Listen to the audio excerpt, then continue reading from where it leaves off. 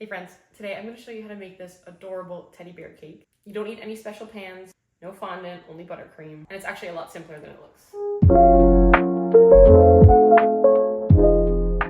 First thing you gotta do is bake your cake, of course. Any recipe works, I'll include mine in the description. You wanna bake it in one 6-inch pan, one 5-inch pan, and then 6 cupcakes. This gives you the shape of the body, the head, and then the bear's arms and legs.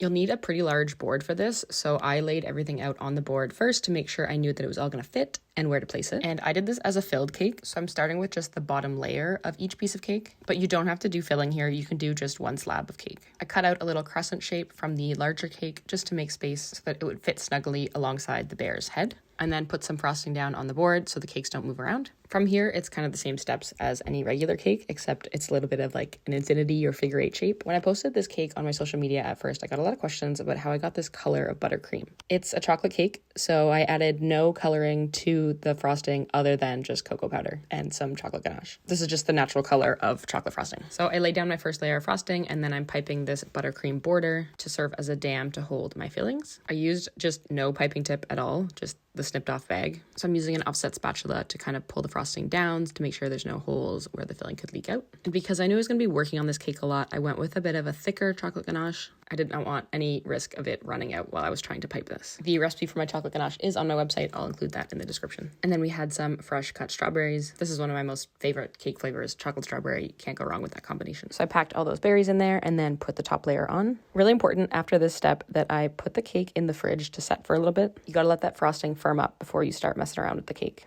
Otherwise, those layers could slide and then you'll get stuff leaking out the sides. Then I piped some frosting along the sides of the cake and used my offset spatula to smooth that out. Now that it's stacked and filled, it's time to crumb coat. If you guys have more questions about the stacking, filling, and crumb coating process, check out the first episode of my Cake Decorating 101 series. It has lots of tips in there. Now, to make the paws and ears, I used cupcakes, and I actually used the flat top method where I piped a dollop of buttercream on the top of a cupcake and then put it upside down on parchment paper and let that freeze in the freezer.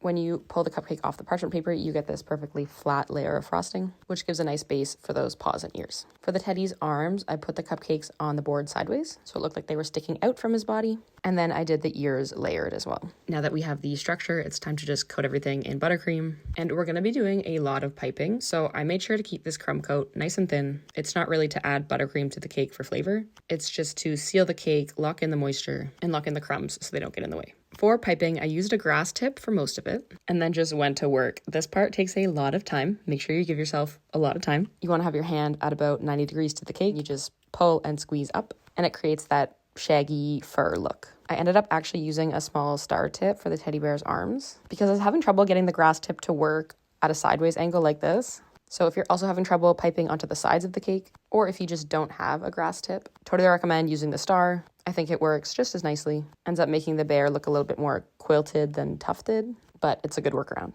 Another thing to watch out for is make sure that your frosting is very smooth before you try piping with this piping tip. Otherwise, you'll make your life harder than it needs to be. And that's the body all done. Time to work on the face. I just piped a circle of buttercream onto parchment, folded it in half, and kind of pressed it flat, and then popped that in the freezer, similar to the flat top cupcake method, just with no cupcake. And then I warmed up my offset spatula and used it to just smooth out any little holes that were there. I used a bit of a darker brown frosting with a small round piping tip to pipe the bear's nose and his little lips. And I made his eyes brown as well, so I piped those on with the same chocolate brown frosting. And again, I used the offset spatula to kind of smooth it out and make sure that it was a nice flat surface. I also used this brown to pipe the little paw prints on his feet. Just a big circle with 3 little dots on top. And then I made the tiniest amount of black frosting to do the pupil of his eye. And then for the finishing touch, I used 3 teeny tiny little white sprinkles to give a little glimmer to his eyes and make sure that his nose looked nice and shiny. And that's it. We're all done. Pop this in the fridge so that it can set. One thing I wish I did was add a little bow tie, so you could give that a try. If you guys do make this, I would love to see it. So take pictures, tag me on Instagram. Seeing your creations with my tutorials is one of my most favorite things in the world. And as always, if you have any questions, please drop them in the comments. Don't forget to check out my other tutorials in the Cake Decorating 101 series. Let me know what videos you want to see next, and happy baking.